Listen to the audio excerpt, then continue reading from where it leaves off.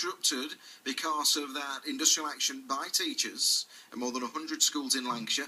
Let me know how you feel about that. Also, we want to hear from people in the Rishton area who we've been told were without power from 11 o'clock last night, and it's not expected to be fully restored until 4 o'clock today. You can Facebook, you can tweet. We'd love to hear from you this Thursday morning. Right now, though, let's hear it from our studio guest. What an inspiring story he has to tell. He's getting ready to take part in a triathlon. That sounds energetic enough. But listen to this. It's only a year since he had open heart surgery. He's from Blackpool. His name is Robert Hudson. He's with me now. Robert, good morning. Good morning, Brett. You're looking well. Thank you very much. Obviously, you must be feeling pretty well because you've got a triathlon in the offing, not long off now. That's right, yeah. Coming up in September on the 22nd. So training at the moment, is it? Yeah, training at the moment. Training's been more or less full-time since about January into February. We started in earnest. Just explain to us the component parts of a triathlon so we can all sit back and just go... So, yeah. First of all, it says 3 parts, as the name implies. It's 3 parts, yeah. It's 3 separate events, all linked together, one after the other. It always starts with swimming. I do a sprint triathlon, so that's a pool swim. Yeah. So we do 400 metres. Then we get out of the pool. We run to a transition area where we get changed onto the push bike. And then we do 20 kilometres on the push bike. Right. And then back into the transition area, leave the bike, put your running shoes on, and run for 5 kilometres. Okay, so training at the moment. Why a triathlon? The fitness journey for me started after the heart surgery, and we were given some fantastic cardio rehab, which was gym-based. And that was superb, and that worked for me really well. You could feel it in yourself? Yeah, you felt getting better, yeah. And then after a couple of months, a little bit of weight started to come off. So I thought, well, this is great. But the gym is the gym, and it is quite difficult to go.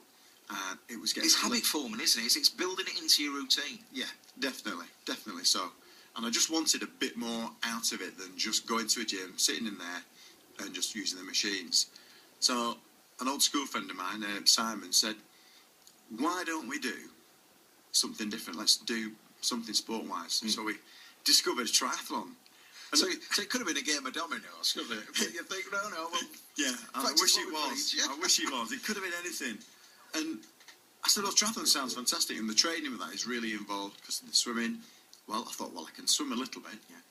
Cycle, we can all ride a push bike. Running, non-existent. Right. So it's tough, isn't it, running? I find it running, especially when you've done swimming and cycling prior. Well, yes, there is that to it as well. Yeah. So, have you cramped up at all during this? I mean, I guess it's almost like it's self-perpetuating, isn't it? That the fitter you get, the more you can do, and then the better you feel. Yeah, you tend to find that we've been learning through the training group I'm involved with, the Blackpool Aquatics Triathlon Squad. It's 3 events, and most triathletes really just kind of specialise in 2. They've always got a weak event. So you kind of work out which is your weakest event, and you work on that to bring that up to the other 2. So for me, the cycling's kind of there. That's not been too bad. Yeah. But it's getting out of the pool. I mean, to begin with, to learn how to swim 400 metres, I could swim 2 lengths, which is, 50 metres. I guess for most of us, it would be when we did our certificates. Yeah. The last time we swam that sort of length. This, of course, a tribute to your dad and your brother. Yeah. The heart disease that I've suffered with is aortic stenosis. And I lost my father when I was only 12 years old. He just died at 55 with heart failure. And my oldest brother, Richard, he also died of heart failure at 52.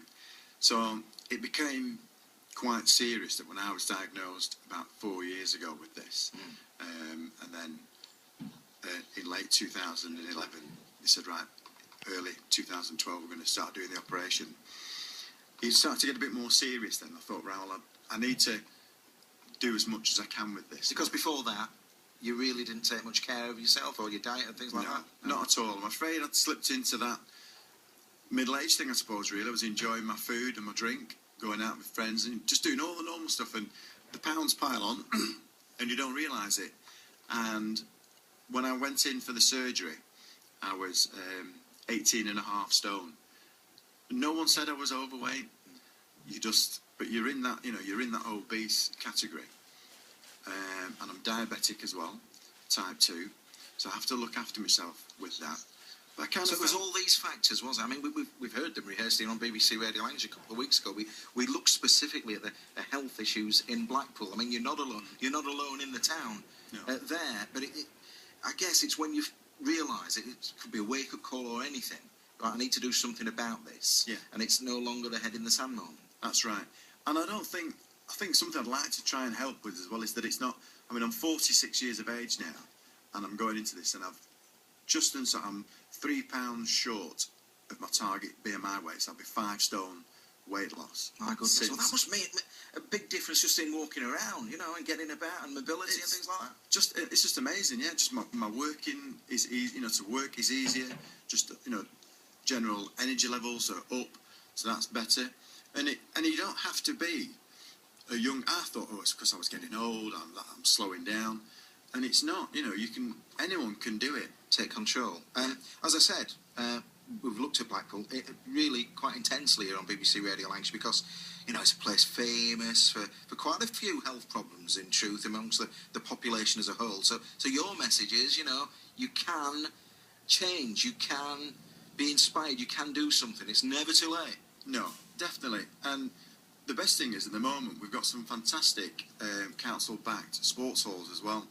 We've got Stanley Park, we've got Moore Park, and the Palatine Leisure Centre, which my training club is based at. We've got 2 big, fantastic swimming pools, all new refurbished at Moore Park and Palatine.